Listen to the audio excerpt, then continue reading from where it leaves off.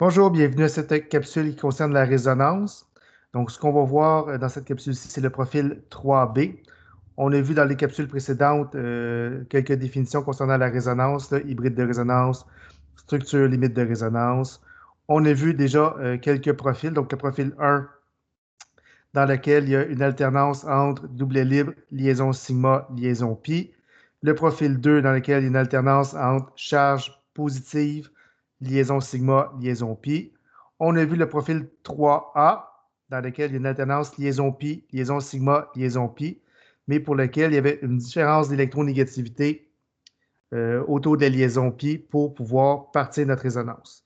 Ce qu'on va voir dans cette capsule-ci, c'est le profil 3B, donc dans lequel il y a une alternance, encore une fois, de liaison pi, donc liaison multiple, liaison sigma et liaison pi, mais pour laquelle il n'y a pas de différence d'électronégativité. Donc, on a liaison pi, liaison sigma, liaison pi, mais les différences d'électronégativité ne vont pas nous permettre de savoir comment partir notre résonance. Donc, c'est ce qu'on va voir dans cette capsule-ci.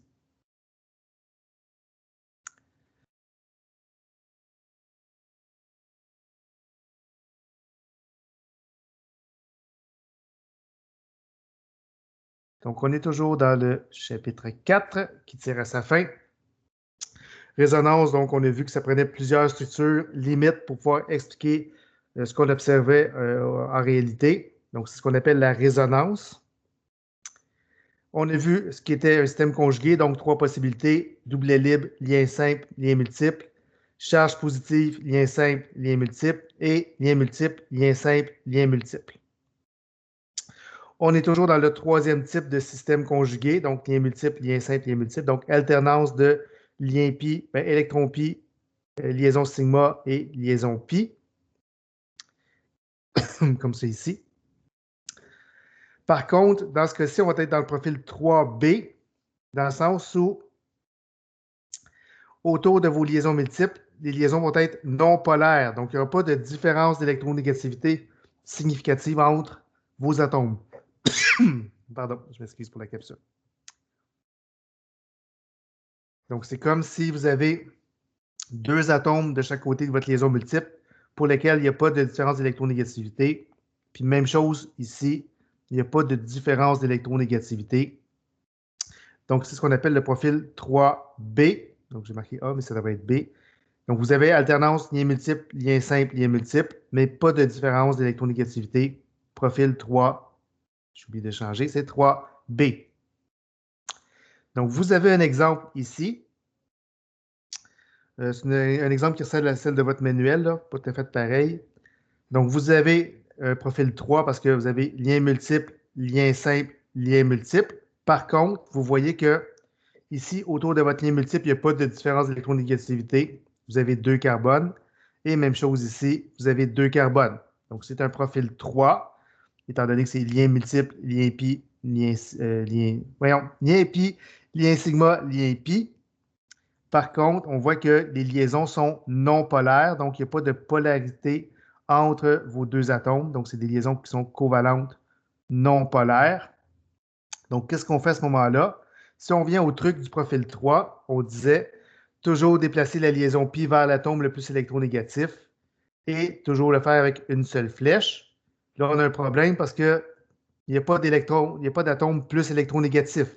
Donc, qu'est-ce qu'on fait à ce moment-là? C'est plus embêtant, vous allez voir, c'est pas plus compliqué, c'est juste un peu plus long.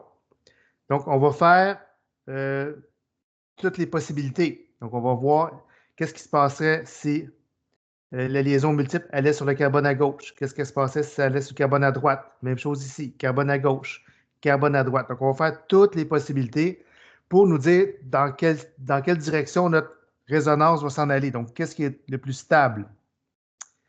Donc, c'est ce qu'on montre ici. Donc, on va faire la liaison pi vers le carbone à gauche, la liaison pi vers le carbone à droite, l'autre liaison pi vers le carbone à gauche et l'autre liaison pi vers le carbone à droite. Donc, dans ce cas-ci, on voit qu'on a quatre possibilités différentes qu'on va appeler A, B, C et D. Et ça va nous dire dans quelle direction va partir notre résonance. Donc, si on prend le profil A, on prend la liaison pi, on la voit sur le carbone de gauche. Qu'est-ce qu'on obtiendrait à ce moment-là? on obtiendrait cette structure-ci.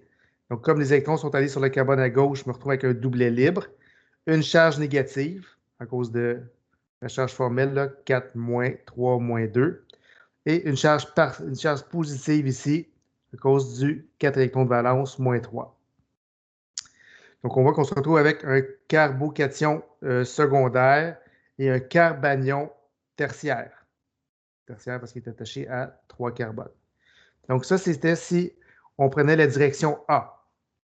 On fait le même exercice avec la direction B. Donc, la liaison pi, à ce moment-là, il reste sur le carbone de droite. On se trouvait avec le doublet libre sur le troisième carbone, là, sur ce carbone-ci. Donc, une charge négative ici, à cause du 4 moins 3 moins 2. Et une charge positive sur le carbone à gauche, à cause du 4 électrons de valence moins 3. Donc, on aurait un carbocation tertiaire et un carbanion secondaire. On fait maintenant le troisième cas. Donc, on va prendre l'autre liaison multiple. On va envoyer le carbone à gauche, comme c'est ici, de sorte qu'on se retrouve avec un doublet libre sur le carbone de gauche et une absence de doublet sur le carbone de droite. Charge formelle négative sur le carbone à gauche, charge formelle positive sur le carbone de droite. Donc, on aurait à ce moment-là un carbanion secondaire. Donc, carbanion qui est ici, voyons, qui est attaché à 2 carbones, et un carbocation secondaire. Et dernière possibilité, on envoie la liaison pi vers le carbone de droite, comme c'est ici. Et on se retrouve à ce moment-là avec un doublet libre sur ce carbone-ci et un déficit électronique sur le carbone de gauche. Donc, c'est pour ça qu'on a une charge positive sur ce carbone-ci et une charge négative sur le carbone de droite. Donc, dans ce cas-ci, on a un carbocation secondaire et on a un carbanion secondaire. Donc, si on fait un résumé, voici les 4 options qu'on a. Donc, option A, option B, option C, option D. Pour savoir laquelle on va utiliser, bien, on va comparer les différents types de carbocations et les différents types de carbanions. Dans votre manuel, je pense qu'eux privilégient toujours le carbocation. Vous verrez avec les exercices, là, on était plus ou moins d'accord avec ce choix-là, mais votre livre, dans les exercices, choisit toujours le carbocation. Donc, vous avez carbocation secondaire, carbanion tertiaire, carbocation tertiaire, carbanion secondaire, carbocation secondaire, carbanion secondaire et carbocation secondaire, carbanion secondaire. Donc, si on se fie seulement qu'aux carbocations, on voit que vous avez un tertiaire qui est plus stable que secondaire, comme les autres. Et dans le cas, si on choisit le carbanion, là, vous avez tertiaire, secondaire, secondaire, secondaire. Donc, les 3 secondaires sont plus stables que le tertiaire. Donc, dans ce cas-ci, là, il n'y a pas d'ambiguïté. La molécule ou l'option la plus stable, c'est celui-ci. Parce que carbocation tertiaire, c'est le plus stable de l'ensemble. Et en termes de carbanion, bien, vous en avez 3 avec la stabilité similaire.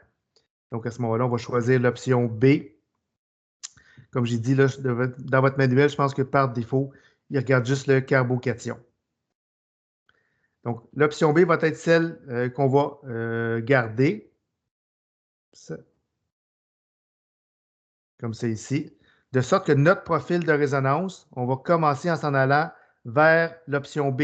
Donc, notre première étape, ça va être comme c'est ici, parce que c'est celle-là qui engendre l'espèce la plus stable. On se retrouve avec cette molécule-ci. On voit qu'on a encore un profil de résonance qui se dessine dans la molécule du bas, parce qu'on a l'alternance doublet libre, lien sigma, lien pi. Donc, ça, c'est un profil 1, ce qu'on avait vu dans le profil 1. Donc, on va devoir poursuivre notre résonance à partir de la molécule du bas. On a l'option doublet libre, lien sigma, lien pi, donc le profil 1. Si on se rappelle le profil 1, c'était quoi le truc? Bon, on se déplaçait toujours à partir du doublet libre et dans le profil 1, il y avait toujours 2 flèches qui bougeaient en même temps pour pas qu'on défasse, pour pas qu'on ait plus que 8 électrons. Donc, si on part de cette molécule-là, on est dans un profil 1. Donc, ce qui va se passer, mon doublet libre va s'en aller vers mon système conjugué. Donc, va s'en aller ici. Mon carbone ne peut pas avoir plus que 8 électrons. Il y en a déjà 8, 2, 4, 6, 8. On en rajoute 2 autres. Donc, qu'est-ce qui va se passer? On va pousser les liaisons pi vers le carbone suivant. Et ça se fait en même temps. Donc, dans le profil 1, on se rappelle qu'il y a toujours 2 flèches qui bougent en même temps pour ne pas avoir plus que 8 électrons sur l'atome de carbone. Donc, on va se retrouver avec cette molécule-ci. Donc, ma charge formelle reste positive sur le carbone à gauche et je me retrouve maintenant avec un doublet libre sur le carbone à droite avec une charge formelle négative. Et je ne peux plus faire d'autres résonances. Là, il n'y a plus d'autres choses que je peux faire, à moins de revenir en arrière avec un profil 1, là, revenir comme c'est ici, là, mais on tournera en rond. Donc, on voit qu'on a fait l'ensemble des structures de limite de résonance qui sont représentées comme c'est ici, là. Donc, on commence avec le profil 3B. On sait que le profil 3B, dans ce cas-ci, le plus stable, c'est en s'en allant vers le carbone à droite. On se retrouve avec cette molécule-ci. Cette molécule-ci représente un profil 1. Donc, on déplace deux flèches en même temps. Et on se retrouve avec la molécule du bas. Donc, c'est ce qu'on appelle les structures limites de résonance. Donc, dans ce cas-ci, on en a 3. Les autres secondaires qu'on aurait pu trouver, là, version A, version C, version D, là, on les néglige parce qu'ils sont tellement minoritaires qu'ils ne vont pas affecter notre résonance. En termes de stabilité, donc je vous rappelle les critères, les molécules qui respectent l'octet, c'est toujours préférable. Les molécules neutres ont priorité sur les molécules chargées. Si jamais vous avez des charges négatives, il faut les mettre sur les atomes les plus électronégatifs. Et ensuite, on regarde la stabilité des carbocations et des carbanions. Donc, si on regarde ici, la molécule du haut, on voit que partout, les atomes respectent la règle de l'octet et cette molécule-là est neutre. Donc, c'est sûr que c'est la plus stable des 3. Ensuite, ben, les deux ont sensiblement la même stabilité, je pense. Donc, vous avez un carbanion secondaire, carbocation tertiaire, et votre charge négative est sur un carbone, charge formelle négative sur le carbone. Donc, on voit que la première est beaucoup plus stable parce qu'elle respecte l'octet et elle est neutre. Les deux autres ont la même importance, de sorte que, donc je l'ai marqué ici, respecte l'octet. Donc, dans le sens où la première va être majoritaire et les deux autres vont être minoritaires. Si on représente maintenant l'hybride de résonance, donc on voit que le carbone complètement à gauche est toujours neutre. Le deuxième, neutre, positif, positif, donc lui va être partiellement positif. Le troisième, neutre, négatif, neutre, donc lui va être partiellement négatif. Le suivant, toujours à 0, donc neutre. Et le dernier, neutre, neutre et négatif, donc va être partiellement négatif. En termes de liaison, on voit que c'est double, simple, simple, donc c'est entre les deux. Simple, simple, double, entre les deux.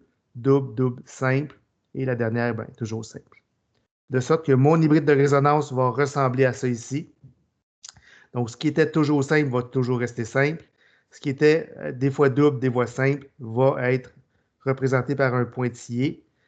Et mes charges partielles vont être comme ça ici. Donc, partiel positif sur le carbone, le deuxième carbone, partiellement négatif sur le troisième et partiellement négatif sur l'avant-dernier. C'est ce qu'on appelle l'hybride de résonance et c'est ce qui correspond davantage à la réalité.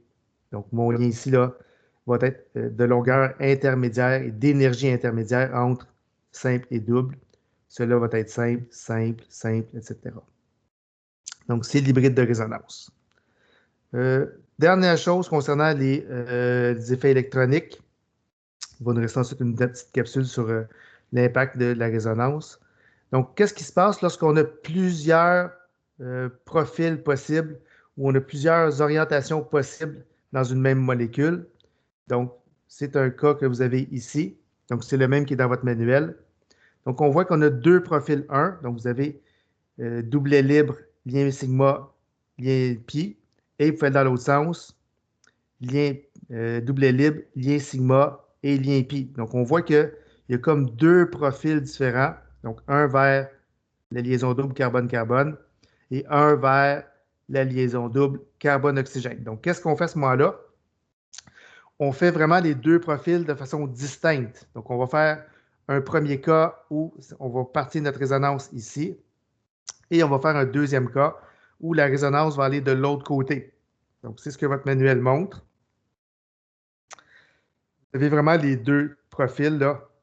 Dans ce cas, c'est deux profils 1. Donc, un profil qui s'en va vers la gauche et l'autre profil qui s'en va vers la droite. Donc, on va les faire de manière distincte, les deux. Donc, c'est ce qui est mentionné dans votre livre, là. Donc, vous faites le profil, dans ce cas-ci, bleu. On regarde ce qui se passe. On fait la résonance. Même chose ici. Et on fait le profil 1 rouge. On regarde ce qui se passe. Et ce que vous avez, c'est que, dans ce cas-ci, les quatre représentations ici sont des structures limites de résonance qui doivent être incluses dans votre hybride de résonance ici. Donc, ça va. Donc, c'est comme si vous aviez deux profils différents. Vous faites le profil 1 bleu au complet, vous faites le profil 1 rouge au complet, et l'ensemble de vos structures limites de résonance vont vous donner votre hybride de résonance. Donc, ça termine cette capsule-ci.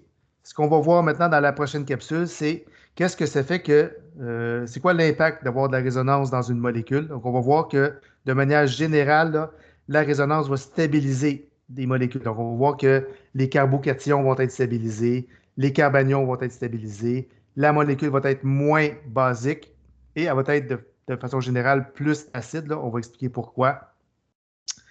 Et on se rappelle que l'effet mésomère ou l'effet de résonance a toujours plus d'impact sur une molécule que les effets inductifs qu'on a vus précédemment. Donc, on se retrouve pour la dernière capsule du chapitre 4.